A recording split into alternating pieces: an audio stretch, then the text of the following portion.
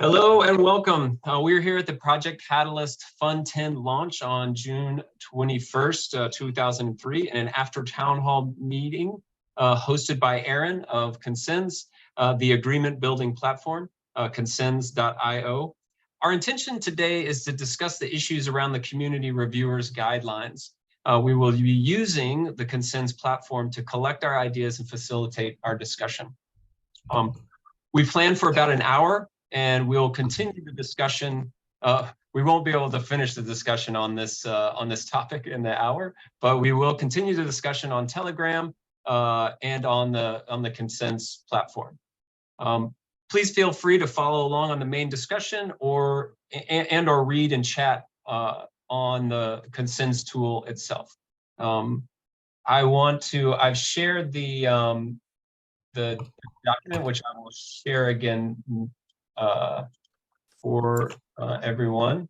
This, not that one, sorry. And I can start sharing my screen to show you what this looks like as folks get registered over there. And then I'd like to hand it over to Aharon to give you sort of a discussion, the introduction to the process that we'll be going over there. Aharon, can you take it from there? Yeah, thank you, Newman. So before we begin diving into the subject itself, I think I should give some clarification and to avoid confusion. This is a community initiative. It is not done from the side of the Catalyst team. So all that we are doing here is to try to collect some kind of recommendation and feedback for the team to implement later. As you know, Catalyst as a project is still in a process of decentralizing its governance, like the whole Cardano. And right now, implementation of decision is still done by the IO team. So what we are doing here is gathering the feedback. There are a lot of aspects needed to be considered by the team. So it's not a decision-making process, it's a recommendation process. Right now, there are many proposals, many changes proposed or going to be implemented on the side of proposal review process. What first was called the community advisors group, and later on the proposal assessor group, and now it's been called community review. And as I may say, and I try to follow and watch the discussion around those proposed changes on the Telegram group of the proposal assessor, where most of this content and comment were put, and it's not easy. It's very the discussion is scattered around, and so this is where the Consenz platform, which I've been working on and was funded by Catalyst, is playing its part, is getting into action, because we try to build a discussion platform that is structured and is productive. So here in this session, we will try to experiment with the platform in order to gather those feedbacks around the changes proposed by going through different aspects of those changes that are going to happen in Fund 10 compared to previous funds in the proposal review process. So what the platform allows us to do is to have the discussion on each section separately. Each section represent, in this case, a different aspect, different part of the changes that will take part in Fund 10. You can express your opinion about each idea here by using the thumbs up, thumb down button, like voting. You can comment on each one of them. And most important, you can also publish your own version for the specific section. So if you see in this case, in this section, the suggestion for section 1, there are already 5 different versions that you can browse between them and to vote for each one of them and to comment on each one of them and to participate in the discussion. And you can also, if you think that there are still information that is missing from the current versions, so you can just add your own version and publish it and put it to a vote. This mechanism, the voting mechanism, determine which version will be approved, which means it will be part of the draft. In this case, we can focus on the agreements, on the things that we agreed upon, while continue discussing and curating the ideas that they are still needed to be fixed, or they are just did not receive enough support from the participant in order to be part of the draft. By this, you can use the draft as a good snapshot or a good view on what the community or at least the participant in the specific process has been agreed upon, in order to be able to work on top of that while the discussion still happening in the background. So each one of you can add your own new section suggestions for the draft, to add your own version for each one of the section, and those that will receive enough support by the voting mechanism will be part of the draft and can be represented here as an agreement of the community. So before we dive into the topic itself, are there any question or clarification needed about the process that we will conduct now? I guess one question is, has everybody read the full guidelines yet? Again, Chris, sorry, I didn't. Just wondering whether everybody's read the full guidelines on the changes that are being made via the Git book. Yeah, actually, the Git book was published only today. I know. If I had, just wondering if anybody's had a chance to get into it. Yeah, I tried to read some of it during the meeting itself, during the town hall, to see if there are something that are now in the Git books that were missing before that, because for this process I have gathered different documents that was shared earlier in the Telegram group and on other channels, and now the Git book does bring a lot of clarity and much more information. But as far as I see, for example, okay, let's say that let's go dive into it. We have right now those classification for 3 levels of the participant in the contributor for the proposal review process. The level 0, level 1, and level 2. Until now, I haven't yet seen what are the criteria for being considered on which level. I looked for it in the Git book. Maybe I missed it, but because I just, I have only a few minutes during the meeting and also trying to follow the meeting itself, but maybe it's there. But there were already some ideas about those criteria that was mentioned in the discussion in the Telegram group and even earlier on the platform itself. So you can see this suggestion for section 2.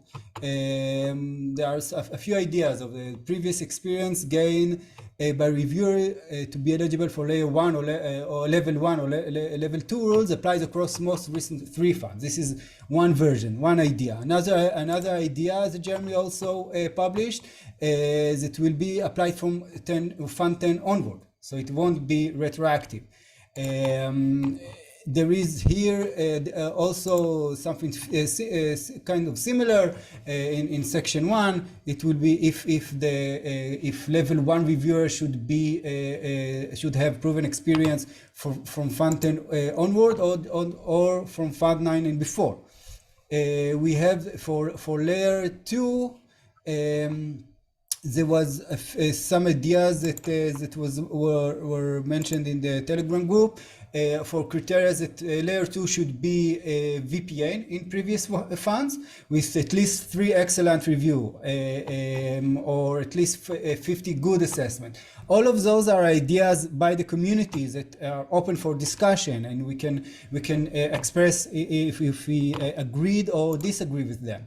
So the idea here is that we can have the discussion face to face on the session on the Zoom, while on the background people are most welcome to come and sign up, make an account on the Consenz platform, and start adding your own ideas by commenting or by adding more section suggestions and adding different versions for the section. So let's start with that, Chris, because you are from the team. Maybe you can answer this question. If right now there is some framework for criteria for the classification or different levels.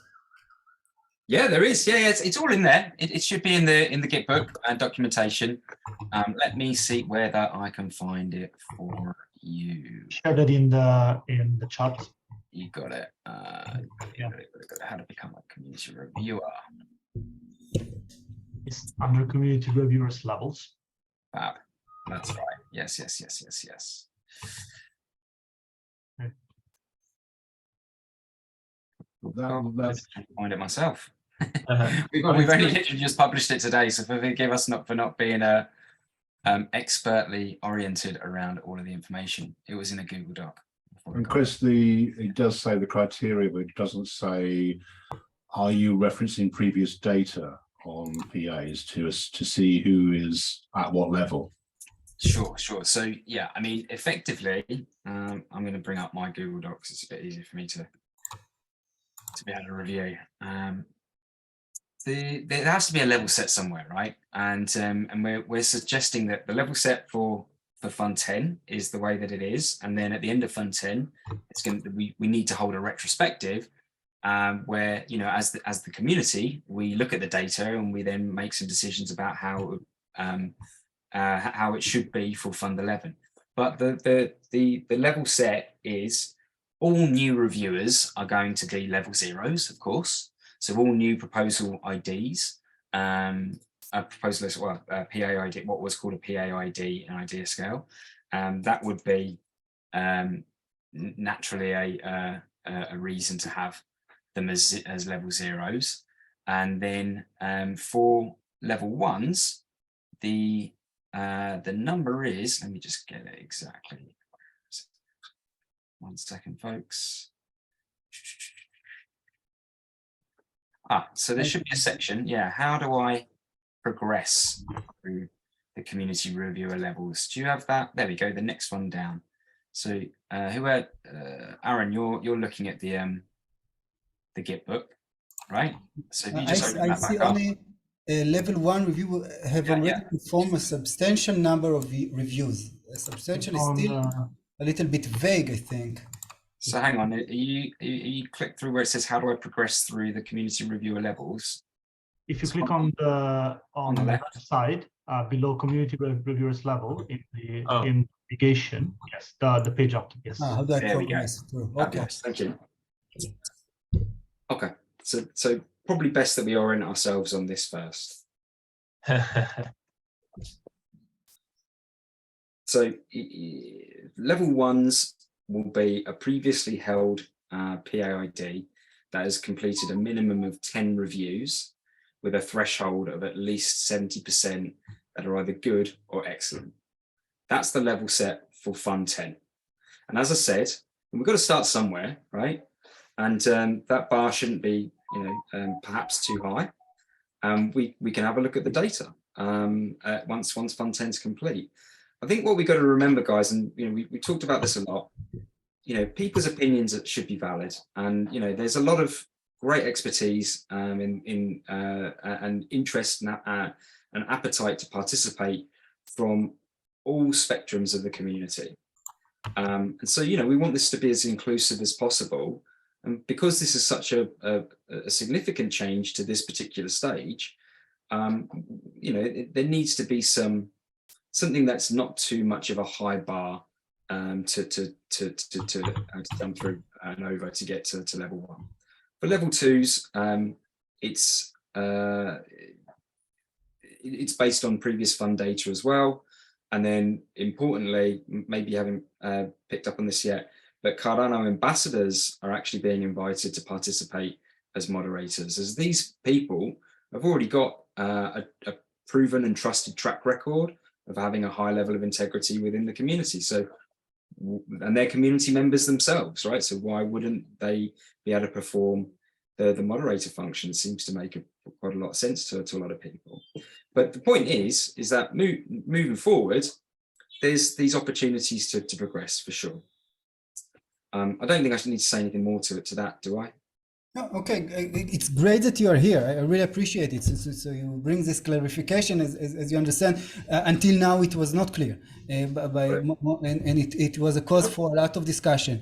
And maybe later on, I will upload this into the platform, so it will be the information that is right now in the Git book will be also be open for feedback and for improvement suggestions by the community using the Consenz platform. And maybe right now we can jump ahead for another subject if there are unless there are more comments someone want to address this specific issue of classification of levels for reviewers. Okay, I remind that you can do it in writing as well, and you will be able to do that afterward as well, using the platform by commenting, or by, more importantly, by publishing an improvement version for the current sections. Okay, this is the way to impact in order for us to be able to focus the discussion on the agreements that we have. So we can comment, we can have the discussion, we can express opinions and perspective, but the best way to influence the outcome, in this case the document draft, is by publishing, by creating new improvement suggestion, new version, or new sections, and putting them to a vote by the community. So unless there are more, if someone else wants to comment, can raise hand or just. I think I see Tommy's got his hand, has a hand raised. Yeah. Can you hear me? Yep, we got you. Can you hear me? Yep. So I kind of missed the memo. Like, what is this document used for? Is this going to replace the docs or? No. This is a way to gather a feedback, perspective, ideas from the community in a way that will be focused and productive. We can you can participate in the discussion in the Telegram group of the proposal assessor, but this is only a way for conversation. In order to shouldn't we be commenting on the actual text what's in the docs at the moment, because that's what's going to be used? That's a great point, but we just now got the actual text just a few hours ago. So very good point, and you're right. I think it would be beneficial. There are like errors in this text. It says $17 in ADA. It's not $17. Where? Right. Are you talking about the Git book or in this Consenz? Yeah. Okay. Well, I will later on create a new agreement. Okay. By the way, each one of you can create its new document by yourself. Just go to the all agreement page, click on new agreement, and then you create a new document and open it for discussion and voting by the community. I will create a new one based on the new information that we got from the Git book. And I will put it on the Telegram group for further discussion. As the current agreement document is based on some as I said, a lot of common perspective ideas that I gather around, and it may be not so coherent as the Gitbook is right now. So we wish to open the information on the Gitbook to comments for discussion and for improvement suggestion by the community. So later on, maybe, hopefully tomorrow, maybe later this week, I will create a new agreement and I will publish it in the Telegram group for further discussion. Yeah, Stephen. Yeah, I mean, it's a bit of because the information has just been released. What we could do to make life easier for yourself, Aaron, is to look at what's been produced from the IOG, the Catalyst team, and then try and take note of things, and then take that to the Consenz platform in the new version. Maybe we could do it that way. Yeah, I think. Yeah, you think that we can do it right now to go through the Gitbook, because right now we could make a start, couldn't we? We could. I don't know. That's just one idea. It's just so that otherwise people are second guessing the content on the Consenz platform. That's what I'm thinking. Yeah, and they should, because we just received today the link to the Gitbook. So this first, we could go section by section. That first section is about rewards, proposal review rewards. And then the second one is about the Catalyst voting app and the star ratings. Is that also in that section, but of the documentation on the Gitbook? Well, it's not necessarily, well, I guess it is a community review score. And, is that where, how has that changed? Basically what Aaron did was he went through the Telegram group and found all of the sort of comments about each of these topics and then pulled them together. So I think we could go through and try to find in the Gitbook documentation now here, and then try to move them together. And if we don't get very far, that's fine. We can build a new Consenz document that reflects it more directly. Actually, I was just going to say, you've also got Lorenzo and I here, should you want to ask any questions directly, all right? Yeah, right. Actually, section 11 and section 12, I took them from a document, Chris, that you published, the rationale, the high-level rationale Google Doc that you published in the Telegram group. So are those issues represented in the Gitbook as well? I was going to mention this. So as we mentioned earlier in the tunnel, the Gitbook is in a growing state. So we now publish the elements that are relevant for this state. Because this is related to voting, this will come next week or in the next. So maybe to start the community discussion around those topics, maybe we can begin now specifically about the changes that will become will be done on the voting app. Because from my perspective, I think this is a major change. They're removing the star rating and the sorting by the star rating in the voting app. Sorry, for the purposes of the recording, what you could do is screen share the Gitbook source, which has now been published today on those issues, and then go back to compare it to. That's one way to do it, maybe, Aaron. And because we can then assess what IOG has released and then compare that to what we know. As far as if I understand correctly, right now those issues are not yet in the Gitbook. They are still work in progress. Yes, that's correct, because that's part of the voting phase where we will need to add a guide for people to understand how to use the voting app. So that will come in the next few weeks. Okay. So this is the time. Maybe this is the time to comment on those changes and to give feedback and propose some ideas. Again, the fact that we will propose idea, even if they will get support by the community, does not mean that will be implemented. There are other considerations to be taken, but this is the I think the best time to do that. If someone wish to comment, if you have something to say about the issue, specifically about removing the combined star rating and replacing it with a link to the assessment, with the average breakdown. I don't see here.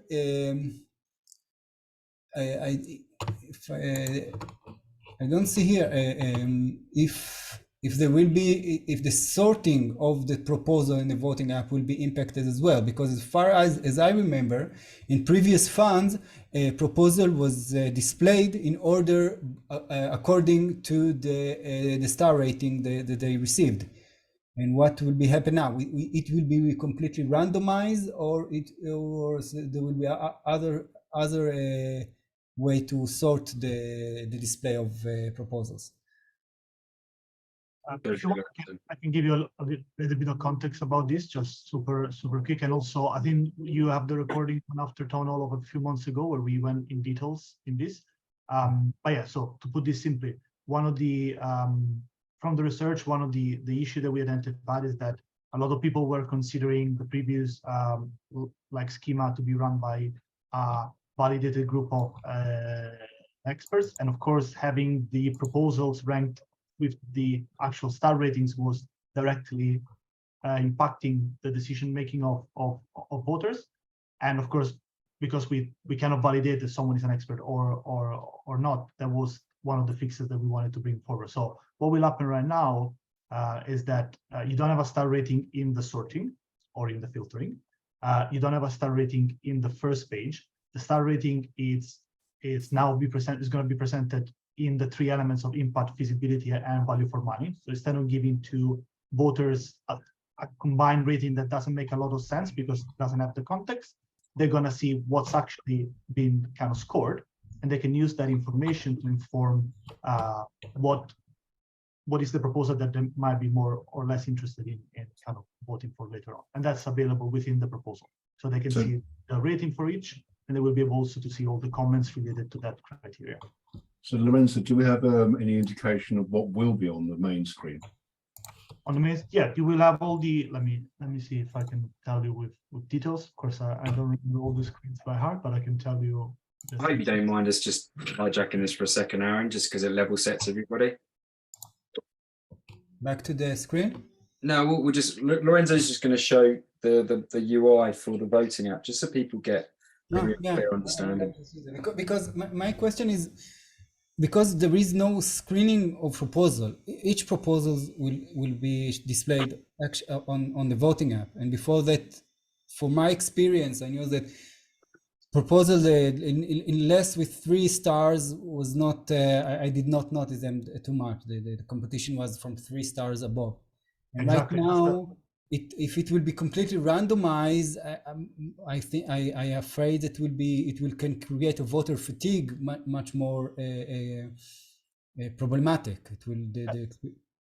That's possible. However, what you just mentioned is exactly what was the problem that we were trying to solve. If you have a group of people from the community that are providing their opinion about a proposal, and that opinion does directly impact the order of those proposals, that means that there is a group of people that can decide the order of those proposals. So you as a voter, you will be more likely to see something instead of something else. So this is what it looked like until Fund 9, right? So sorry, I'm showing you this on an actual Figma file. I don't have the prototype. So you had the proposal that were ordered with the star rating. A user didn't understand actually what the star rating meant. It says like assessor score, and then in another page within it says that those are reviews from experts. So that was kind of like misleading the voters in this sense. So to solve this, we are doing a few things, right? So first of all, we are simply showing the key information. We're still allowing people to filter by the challenge, by the amount of the proposal. And then in theory, once I'm within a challenge, then I have a few proposals or a manageable amount of proposal. Then once I pick the proposal that I want to review, then within the actual proposal, and again, you'll see here, this is just like a Figma file, but you will have the key informations first. and then expand it so that I understand what I'm reading. I'm going to have the impact, feasibility, and the value for money. And then within here, I will have an actual page for each of these. So we'll be able to see, now this is like an example of one that doesn't have like any score, but I will be able to see the actual score and then the actual reviews, right? So for me as a voter, I will be able to get context and understand what I'm reading. Yeah, I guess like as simple as that. There isn't anything more to add. Thanks for sharing that, Renzo. That's very useful. Words.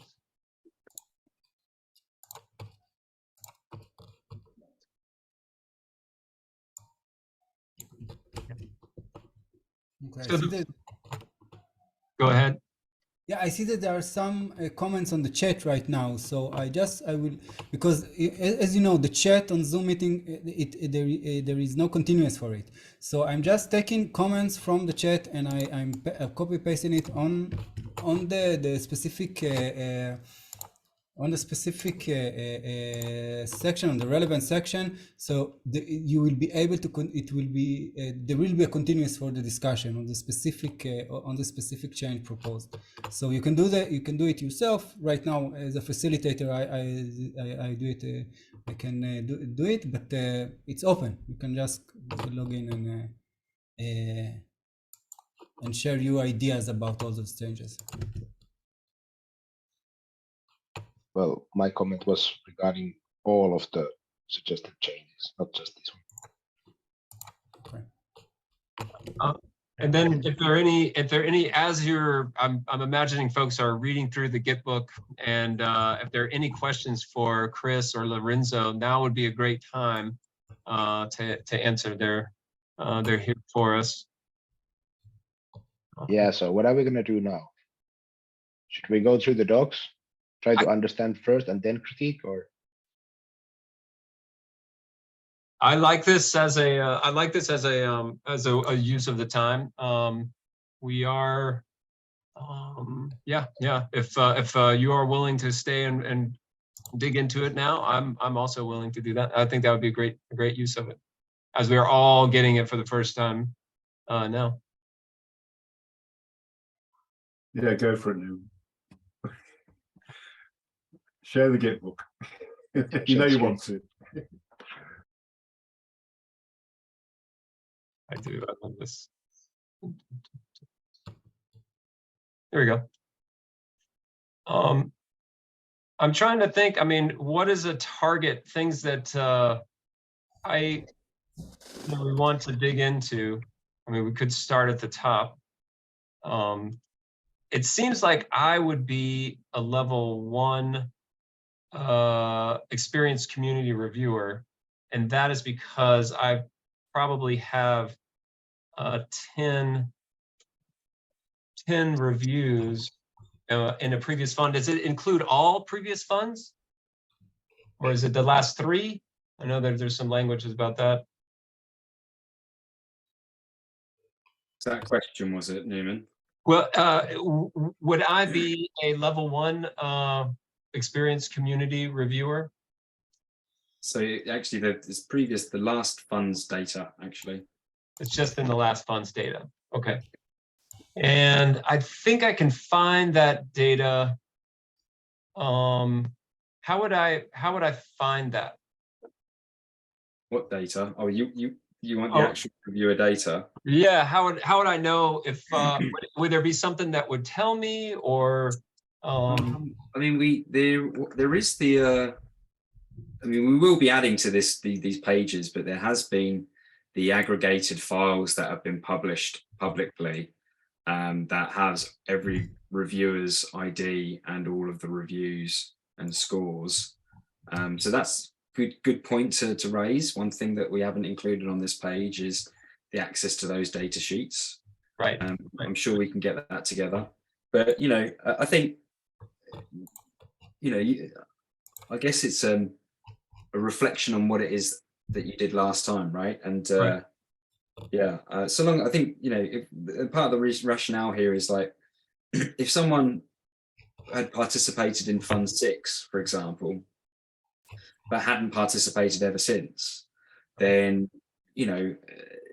I'm not saying, it's more of a question, right? Should they be able to be, you know, part of the level one, or, you know, has maybe time gone on so much that maybe they should reset? I don't know. These are all questions to be asked at a point when we're able to do a proper retrospective on all of this, right?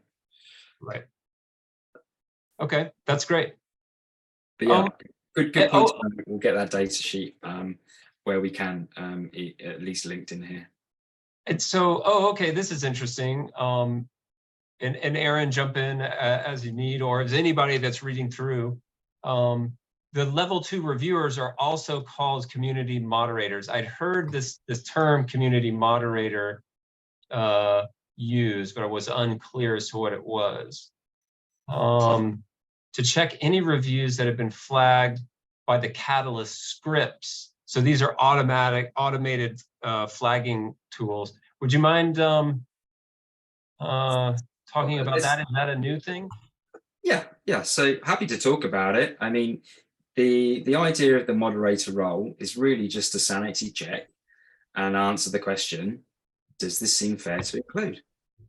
And you know, the Catalyst scripts will flag reviews where they are about the length of a tweet, right? 150 characters or less. Profanity, similarity, like how much of these are copy, cut, and paste from previous reviews, or there's another one around use of AI, where, you know, and this is an untested, it's a tested, but it's an unvalidated advancement, right? We are very conscious that, you know, there are these advances in AI today that weren't here in Fund 9, and, you know,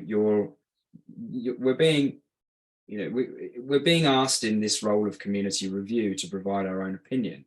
So if we're outsourcing that to an AI, it's not really your opinion. So the idea of an AI script is to basically flag, is it, you know, has it somehow been picked up by that script? And then the moderator's role is really just a sanity check. Right. The vast majority of reviews should pass, right? The vast majority should be available to inform voters' decisions. It's only if someone's, excuse my French, being a dick, and you know, being offensive or abusive, or, you know, just putting in just strings of letters or something like that, something that seems like very unusual, that it should be picked up by the flag. Now, in addition to that, there's a spot check. So a small percentage of reviewers' reviews will be spot checked. So, you know, if you assume that you've done 20 reviews, then maybe one of those 20 will be spot checked, right? So, and, you know, the moderator's role, much like it is in a community moderation function, is am I comfortable with letting this this opinion be heard? And in the vast majority of cases, those opinions should be able to be heard, whether they're, you know, in support of a proposal or critical of a proposal.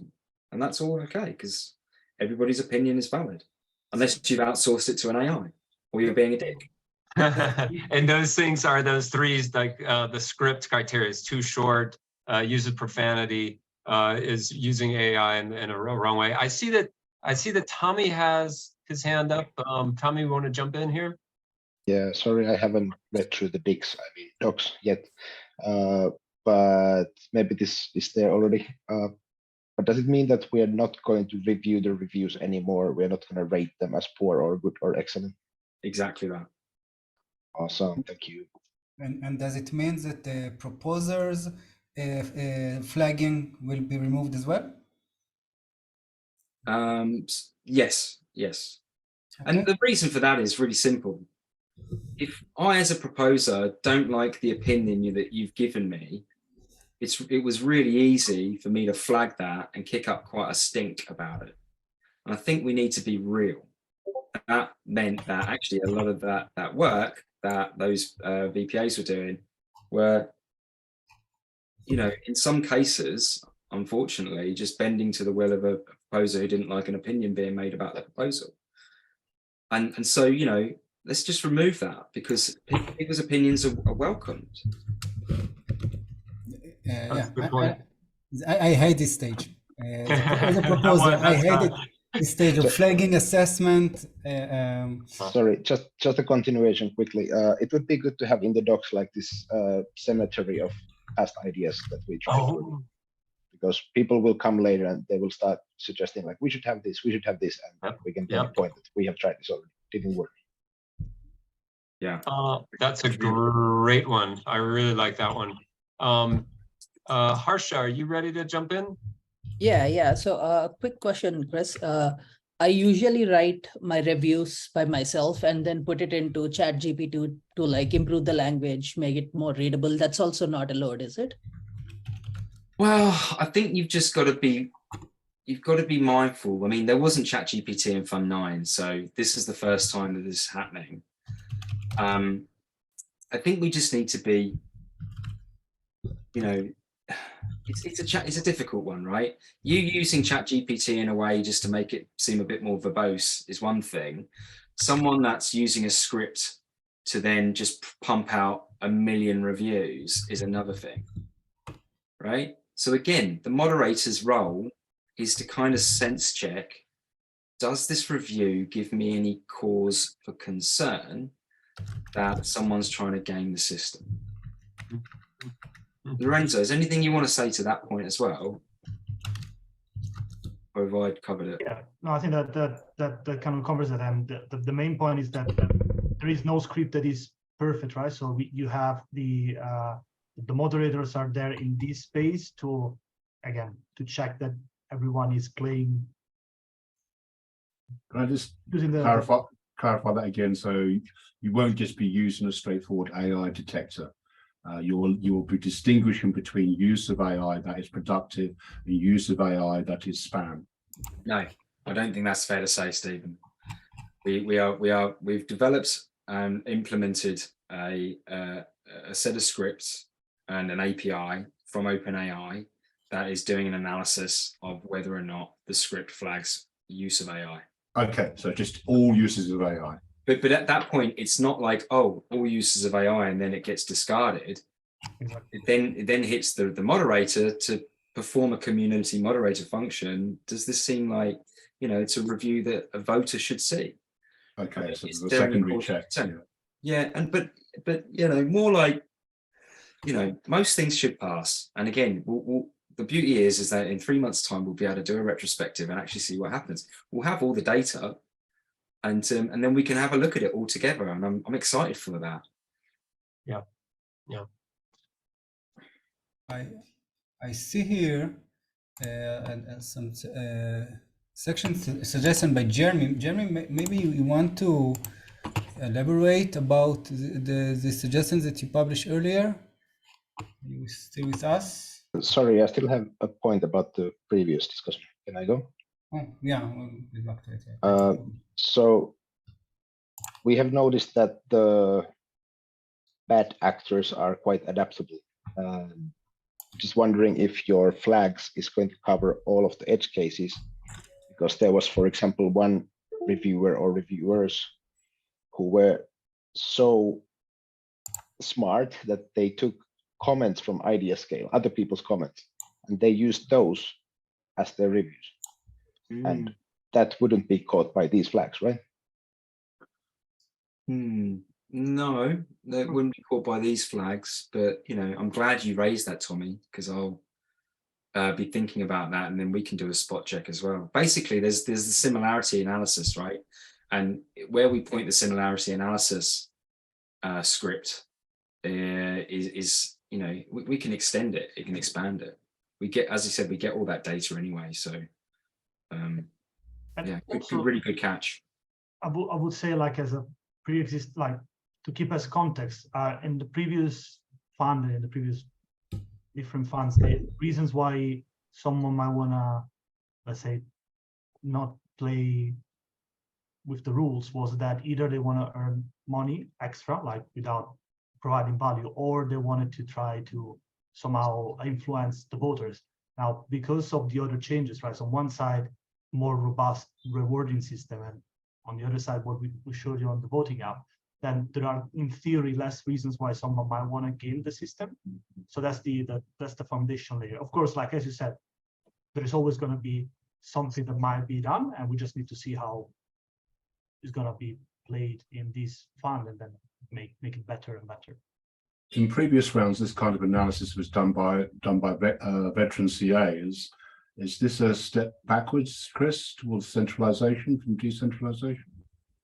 By having the community still play a role in deciding whether or not the reviews should be served to voters?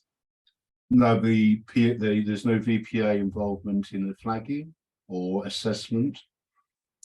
Well, I mean, these are reviews for starters. It's not full evaluations and assessments. I think we need to be mindful of that. Is one thing. The moderator's role is, I think, you know, the spirit of what the VPA function should have been, right? And you know, again, it's there to provide, you know, another sanity check. But again, if someone gives an opinion that they don't like a proposal for some reason, so long as they're not being abusive, then why shouldn't that review be provided to voters? Now, on the back end, like before voting actually takes place, once the moderation role, the period ends, there's still a couple of days. So it's not like when we're also not going to sanity check the stage, right? I fully believe that once the moderator's role period ends, we'll take a look at the data so we can get a bit of a sense of, okay, have the moderators just thrown out everybody's negative reviews, right? Or those that are less positive, right? Right. We'll surely do some work on that, right? Even if it's just informally before we get to the retrospective. So I don't think it's a step backwards.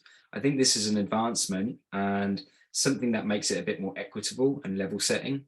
You know, through the sense of everybody's opinions are welcome, and unless, you know, there's a real obvious reason why they shouldn't be included. And, you know, if there are other sort of vectors other than, say, length, similarity, profanity, outsourcing and gaming the system to a bar, if there are other vectors, like those are the sorts of things that I'd love for us to be able to work together to identify. And then we can, you know, build towards this idea of anti-fragility and, you know, develop the capabilities to support that. Yeah, a review can be perfectly polite, but completely ill-informed. That's right. So, yeah, so that's going to be admitted, then that's just going to be allowed. Well, I mean, if that's someone's opinion, then that's someone's opinion. I see Andrew's hand raised. Hi, afternoon, everyone. Just circling back to what was said earlier in terms of something to look out for, in that reviewers may take reviews or the language of reviews from a previous fund and sort of copy paste. Yeah, I mean, I understand the issue, and I understand, and I'm asking that some consideration be made to that may even happen within this fund. And it may not be something that is done deliberately to game the system, but you could have a situation where you have someone that's not a professional reviewer, likes the project, isn't sure how to put into their own words their feelings, and kind of takes an idea from what somebody else wrote. Not that they're gaming or they you know, trying to manipulate, but they're just looking for help as to how is the best way to put it into words. And to be quite honest, even myself, I'm now putting together a proposal, and I have to look at other proposals to get ideas as to how is the best way to word my own feelings. I'm not trying to game the system, but I'm trying to present the data in a way that makes sense to the community. And reviewers may do the same thing. I think I understand that. I think I understand that, Andrew. Thank you. Chris, do you, or Lorenzo, do you want to address that? The idea that, yeah. I think it makes sense that you might want to take like inspiration. I don't think there is something like there isn't a professional reviewer as such, because these are just reviews. So for example, as much as we are not reviewers when we go on on an e-commerce and we provide like our opinion about something, so you don't necessarily have like a script. However, it does make sense that you might want to understand how to properly phrase that. But I assume that if you do take something as inspiration or as guide, it's very unlikely that there's going to be a one-to-one copy, right? So we'll see if there is something that does, like if someone really has like a review that does work for multiple proposals and that was fair. I don't see that happening, but if that does happen, we're going to see that at the end of Fund 10, and we're going to improve on that. And I think Andrew, maybe you would agree that it would that the idea of like an automated spam copy and paste is pretty clear relative to someone using a template or something, not a template, just has a similar. I know that this came up in the past, like has a similar format for their reviews. But of course, it's very, the cat and mouse game is on, I mean, if you want, and I don't know whether this is the time that you'd like to spend for the next sort of 6 minutes, I can give you a very quick demonstration of the moderation module. I can show you what it looks like and take you through the user experience if you want. And you think it takes about 6 minutes to do? It's a recorded video, so Lucio spun it up a couple of days ago. So if you want me to show you through it, I'm happy to do that. Otherwise, we can reserve it for next week. We can talk about it next week. And I think the only thing I wanted to say is that on similarity, right?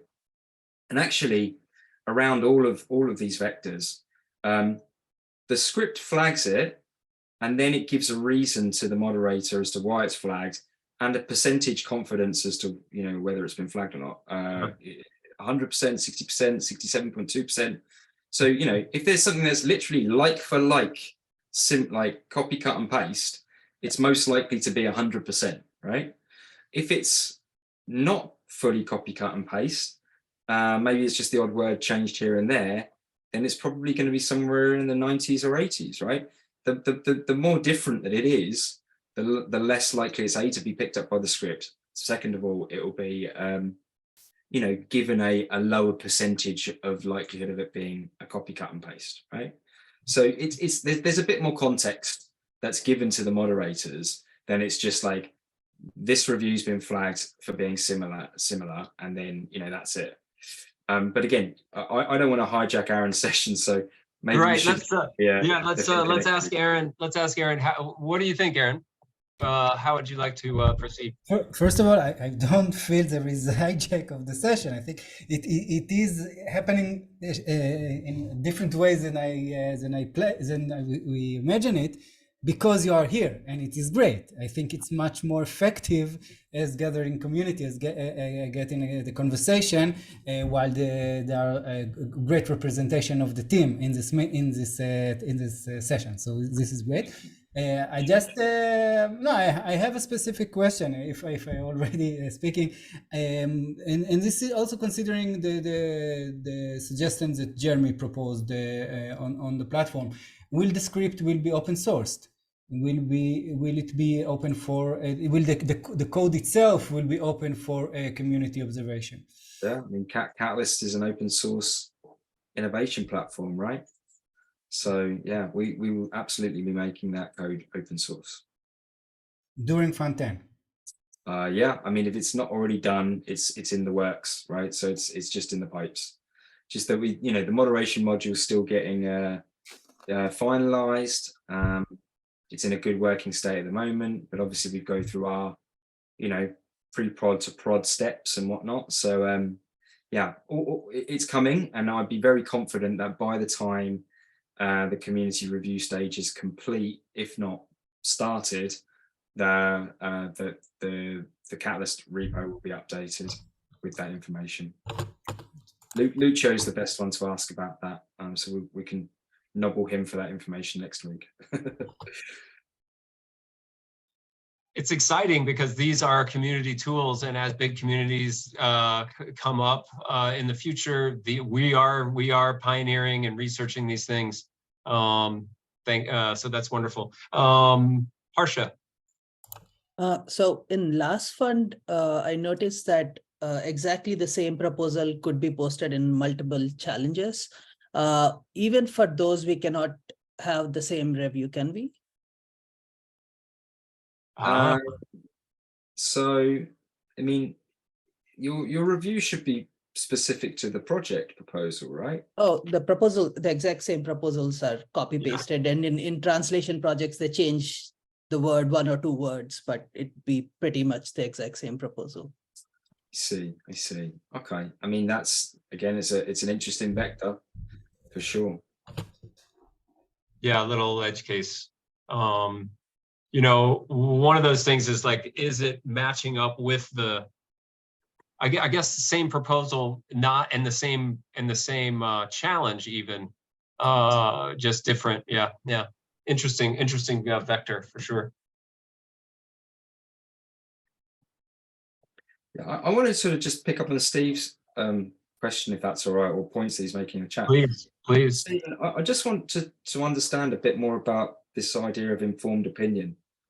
Only because, you know, when I see it from my perspective, or you know, from that of the team, I think that these changes to the community review stage are fully welcome of informed opinion, but also recognizing that there are a lot of people in the community that aren't necessarily fully informed, but their opinions are still valid.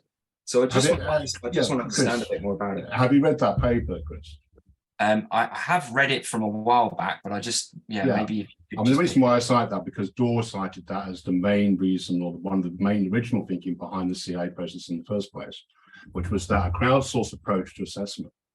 And if you read the paper, there's a lot of problems with that. And one of the main problems is information asymmetry, our lack of being informed. So if you are degrading a system where you're taking people, where you're just saying, oh, everyone has their opinion, you're going backwards. You know, you need some distinguishing to say who is informed in some way. If you don't have that, it's meaningless. Absolutely, and yeah, the ideas around liquid democracy will certainly support that for sure. Obviously, we're not there just yet. And then, you know, there's certainly a need, I think, in these types of environments to be able to qualify who has an informed opinion, who has expertise around one thing or another. Again, we're still fairly early in the advances and maturity of this stuff. There's a difference between being early and going backwards, though, isn't there, Chris? Because there was work being done by the CA's fund after fund on this. So you know, the pausing fund has actually kind of weakened that community. So that kind of experiment's over, really. Now we're starting again with just opinions. Maybe I can add some thoughts here. If I understood your point, Sima, you're mentioning that like we don't have those like informed opinion, and you're right. So in theory, how I see this is that first step that we did based on, again, all the feedback that we received by the whole community is that we have repositioned what was already the original like assessment stage. So the assessment stage, even if it was, let's say, sold as like an expert opinion, we never had a way to really validate who was an expert in what, right? Because we don't have a way to certify anything like as today. So this step is just to clarify what was already. So to clarify to the community, this is what you're reading. It's useful, it's valuable, but don't take this as this is good and this is bad. Now, definitely the next stage should be what is the way in which we can validate if yourself or someone else is an expert in something, so that we can say to the voters, look, this opinion or this comment is coming from an expert in that field, and you might want to consider this more. But since we don't have a way yet, this is the first step that it made sense to do. As we move forward to Fund 11 and Fund 12, we're going to have other solutions. Thanks for the explanation, Ranzi. That's very helpful. I will just say that I do think some of that happened in previous CA funds, and there was a body of knowledge which is lost. And I'll just leave it at that because other people have got their hands up.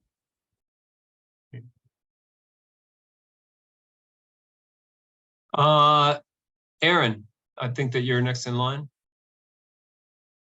Yeah, I just, if I remember correctly, I'm in Catalyst since Fund 5, and I remember that was the CA, and later on, in order to set some not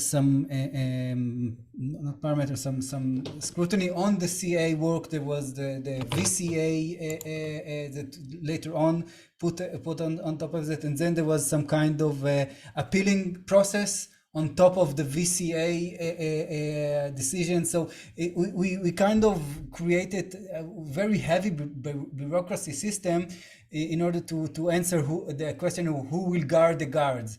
But eventually this all, as far as I see it, it all starts from the fact that there is no bar for proposing on Catalyst. Anybody can do it, and every proposal, unless it's complete gibberish or there is no content in it, will be put to a vote. So unless there are other systems that put some bars, you can set a system that someone should stake some amount of ADA in order to be able to put proposal for vote, or other ways to set this bar in order to limit the numbers of proposals put for vote. So right now, if we don't have this one, we don't have the other one, nobody will be able to went through thousands and thousands of proposals in order to make a good decision.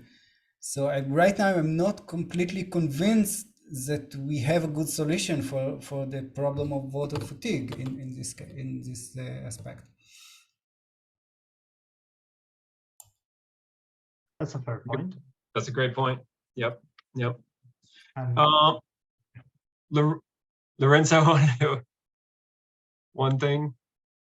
I can tell you that, like, you can start to see where this model is kind of going, right? So we're not talking about anymore about like making sure that something is right or wrong, because that's why we have people voting. People are voting to tell us what's right to be funded or not. This is going to a direction of having data, so providing users data. So to address that problem that you just mentioned of voters fatigue in the future, I'm pretty sure that since we will be able to leverage this data, right, we can help users have visibility of what's happening inside a certain proposals, how many people have submitted reviews, how many maybe in the future comments are connected to that.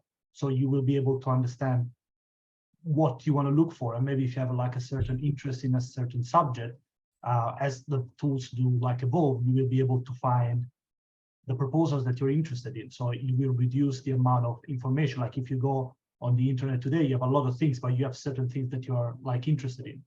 And you can look at those because you are going through a process of personalization. So I think the data that will come out of the evolution of this like stage will allow us to show voters information that allows them to navigate. Like reputation system for proposals as well. So it's something that you can output of this data as well. Okay. Dr. Nelson and Chris, are you? Yep, go ahead. Yeah, I hear what Stephen is saying, but I actually want to kind of congratulate Chris and the IOG team, because from my impression, I feel like a lot of things that were discussed over the last year and a half about the PA process did work their way into this design. It doesn't seem perfect, of course, you never achieve perfection, but I see a lot of things that are reflective of the feedback the community gave me, and then I gave IOG as a circle member of this process.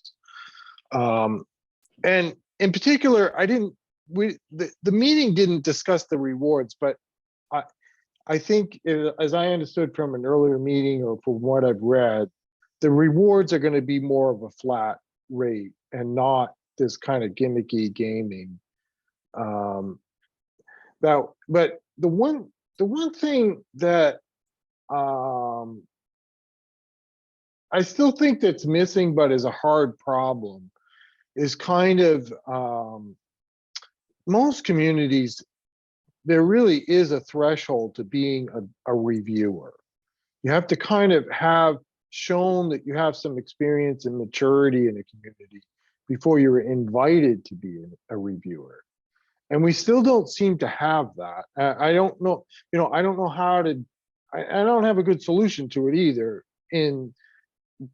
while maintaining the values of permissionlessness that we adhere to.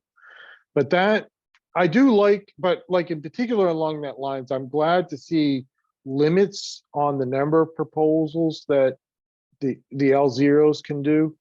I would have set it even lower, frankly, maybe 10. Let's see how they do on a few, kind of. But okay, at least there's a limit. I mean, I don't expect people to do all of them, right? Like, I think that's what we're probably going to see. There's a level, and then there's what people actually do, right? Yeah, but of course we had this experience with people coming in new and doing 100 crappy reviews that we then had to work at filtering out somehow, so that's still going to happen. But in any case, I don't, like, I hear what Steve is saying about kind of losing the community memory in a sense, but I don't get that sense quite. I feel like a lot of what we learned over the last year did go into that design, and there is a process where if you've been successful in doing reviews, you start as an L1. So that's where, I think I sense progress. Let's see how it goes, but I sense some progress in this design. The only thing, first of all, Kenrick, I really appreciate that, and everybody's input is really valuable. Whether you're a little skeptical about the new design or more in support, I appreciate it. I think one of the other things just to call out is that within this whole system, there was like this assessment stage, and that was kind of one of the only options to get an incentive reward. Then there was challenge teams introduced, which is another way to participate. But now that we've brought in proof of achievement verifications, I really can't impress enough. Like that's the. It's not like it's the most important part, but you got to. I think it's arguably easy to understand that once the projects are actually in flight, making sure that they're doing what they're doing are really good qualities of people that were probably participating as VPAs, right? Probably really good qualities of people that care a lot about good outcomes. So that's where I think that there's a greater opportunity, broader than just the lens of just these community review stages and these different tiers. That, as you said, Kenrick, you demonstrate that you're a good contributor, you're participating, you're playing by the rules or whatever it is, you're contributing value, and then, you're going to be starting to verify the outcomes, and everybody begins to keep each other accountable, even more so than it is today. I haven't looked at that part of the effort now, but how are the verification teams selected? Good question. So verification teams will be selected through a couple of different approaches. One of them is that the challenge teams should make for good community reviewers for proof of achievement, right? They're the ones that know the challenge. They're keen to contribute. It was kind of like the third deliverable, from challenge teams in previous funds, but it's sort of shifting now. Level 2 reviewers that are demonstrating that they're capable, again, they should be able to perform that role of verifying proof of achievement and finding consensus with other community members that funded projects have done what they say they're going to do or require clarification. And then, as I mentioned, Cardano ambassadors are already people that are community members with integrity. So if we're thinking about where do we level set and start from, I think those are 3 pillars of foundations that we can build upon. And again, in 3 months' time, we're going to have all this data. We're going to be able to see, well, should it be 30 reviews for level 0s, or should it be 5, or should it be, should the bar to get to level 2 be 200, or should it be 50? These are all going to be good discussions to have. in a few weeks' time. Yeah, great. Chris. Hey guys, can you hear me? Yeah, we got you. Thank you. Thank you for. Okay. Yep. Yeah. I'm just trying to figure out how I can add the most value, right? I've been stake pool operator since June 21. I do a lot of spaces with the community, Twitter spaces, so I get to talk to the, you know, not IOG and not Cardano Foundation, but the real people, the small ADA holders. And I've done a proposal. I did 2 proposals in Fund 8. I was a proposal assessor in Fund 9. Now I'm doing a proposal again in Fund 10. The biggest thing that I hear from, just the regular, I don't call it regular people, but the people down on the ground, they don't like having somebody that they don't know making decisions that they don't know about, right? The censorship. And so I really think there's progress being made. I think you guys have heard that, and you're kind of backing off on the crank, if I'll say it that way. You're kind of like backing off a little bit and just letting the people speak with, obviously foul language and copy pasta, whatever, throw that out, but let it rip. And then, and so I think that's a big improvement, just from the regular community member, right? Because you got to understand, they see you up on this pillar. Right? They see you up in the cloud somewhere, in the back room, like, I hear you, they do. And I was a lurker first and foremost, right? I've been here since day dot. I just wasn't part of the Catalyst team until when I joined, but I was still here. But I hear everything you're saying, man. So I really do. I want to applaud you too, like Dr. Kendrick said. I mean, I think there is progress. Is it going to be perfect? No, it's never going to be perfect. But it's forums like this where we can get together and have these, one-to-one chats, one-to-many chats, and where we can look into the whites of each other's eyes if we get close enough, right? And we can see that there's passion and that there's ability and there's enthusiasm for making advances. And I think it's really easy to sometimes get that lost that there's this IOG team. Actually, there's the Catalyst team. The Catalyst team really listens to a lot of people. They just don't have time, right? They're driving around, they got their jobs, and they're just kind of listening in on the phones, and they're buying 100 ADA here, and they're doing this and that, and they just can't. It's too much information for them.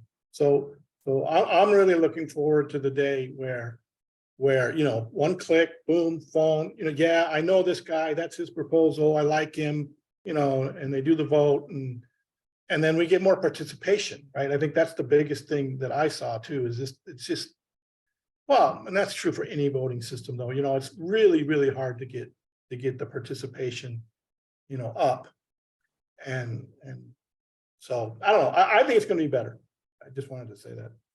I will say, as a critic, that I do think there's progress. It's progress that I am able to be critical, and hopefully Danny and Chris know me for that well for this. And it is necessary to be critical. And I'm not saying.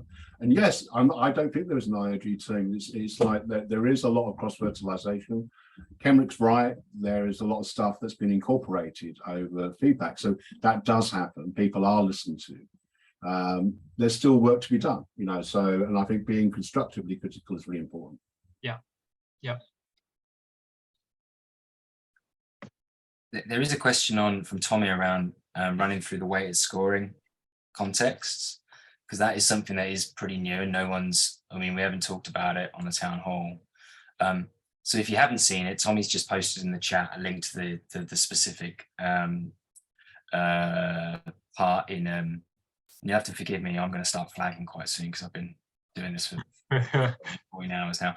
But the idea behind weighted scoring. Okay, this is another bot prevention and protection feature. So, the idea being is that level 0s and level 1s will be invited to review an allocation of proposals, right?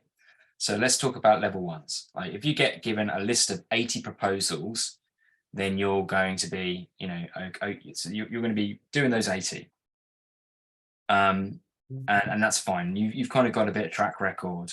But for level 0s, you get your allocation of whatever the number is, 30. But let's say you're actually a bot, right? What happens if I then just go and spam the whole system? Well, and then for whatever reason, it doesn't get flagged or checked or discarded by the moderators. Well, we still need a bot protections mechanism. So the idea being is that if you're going to be doing proposal reviews outside of your allocation, and that is a random auto allocation, then those proposal reviews that you do outside of that allocation will have less of a weight in terms of the scoring. So yeah, the idea being is that you're giving your allocation, you're performing that. If you're doing it over and above that, then that's fine, but you just need to accept that the scoring that you're going to give is going to be have a less of an influence on the aggregated scores, because we're there to try to prevent or minimize adverse behaviors. Probably a bit wordy. I don't know if someone else wants to try and give that a better shot. Lorenzo, Danny. You explained it well. One thing to make clear is that regardless of the score weighting, every review of a proposal for a particular criteria will be shown. So as we said before, everyone has an opinion. We cannot say your opinion is better than the other. So those opinions will be available there, unless they're filtered out because they're coming actually from votes from what we talked about earlier. But it's just about the score, because at the top of every of the 3 criteria, impact, feasibility, and value for money, there is an actual score, right? So we need to make sure that that's still fair.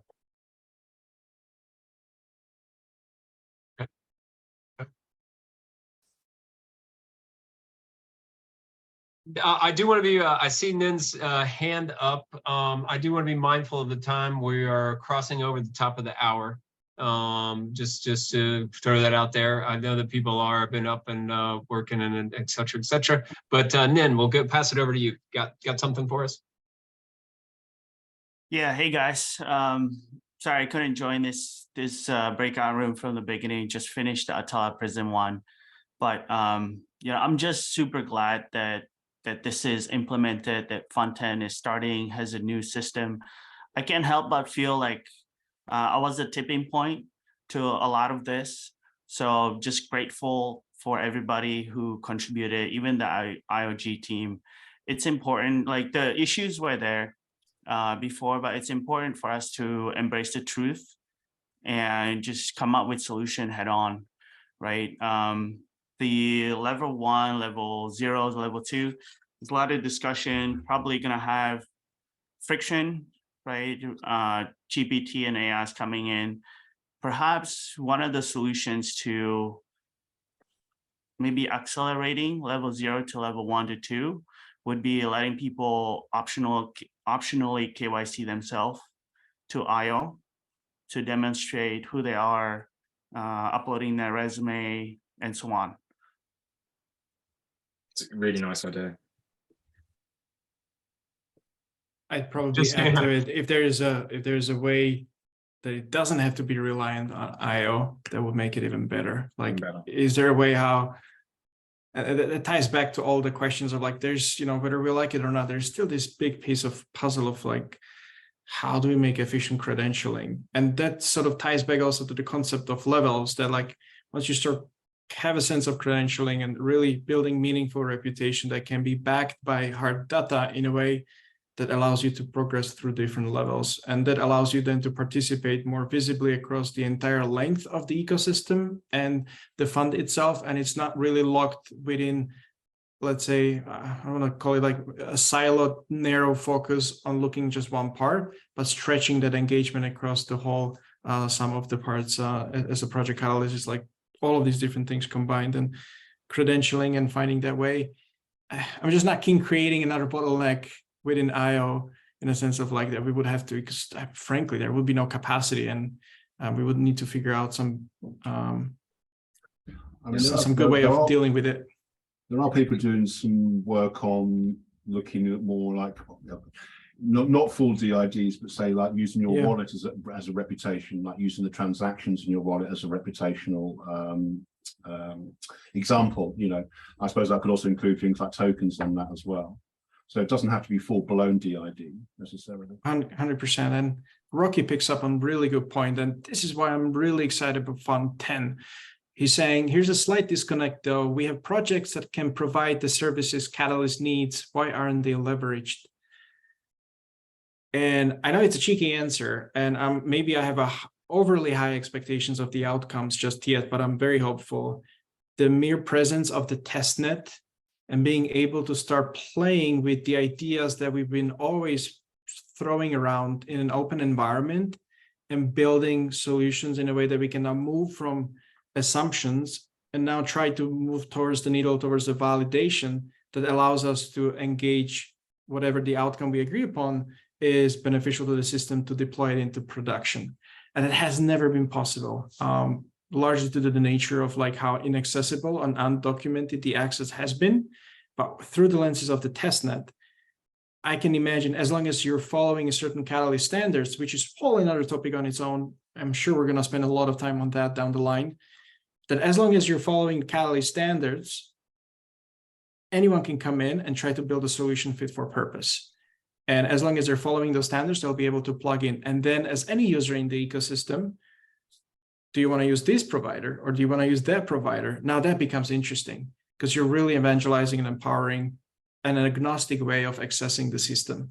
And again, maybe I'm overly rosy in terms of like what my expectations are of the testnet, but the fact that there are those solutions in the ecosystem, there are people building on the side, how can we take the best pieces together, throw them on the table and see what can be built for purpose in Catalyst in an open way? Like, that's what really excites me for Fund 10. Like I said it on the broadcast earlier as well, like the testnet is easily by far my most favorite feature out of all of them, just simply because it allows the community and all of us to start moving from assumptions into the validation. And that's really powerful because then you have something that you can actually implement and it brings really tangible outcomes and energy to the table of like, yeah, this actually works, or no, this doesn't work. And that could be then translated to other realms, different votes, quadratic voting and things of that nature, which would never be normally possible because of how the tech stack's been originally organized.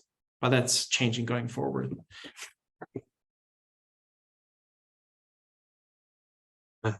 I love that. I don't know if it's because it's like hour 3 or, but it seems like we've gotten down to a great thing. Thanks, Nen, for bringing that up. Coming fresh from the Atala Prism group over there. And I knew that when Stephen Johnson gave that report, I knew that we were in on the testnet. I knew that we were in like new, really incredible territory. And just that idea of these different groups, Dr. Kendrick is talking about over at Singularity Net and how like plugging in these different tools into a structure that's open and verifiable, et cetera.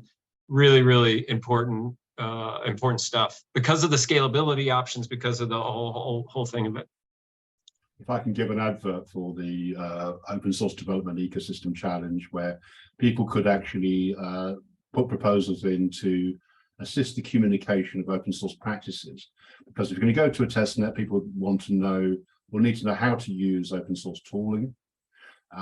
So please, anyone out there, use your initiative to get funded for communicating open source tools so that they can be applied to the testnet.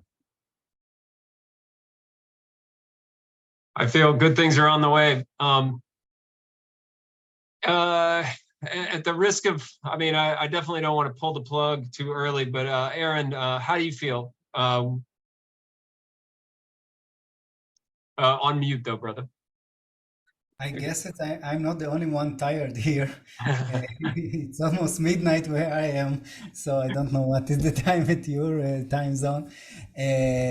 But yes, a great conversation. I didn't happen as we planned, as we imagined it, but I think it was great value and great connection, I think, most of all. And thank you all for participating.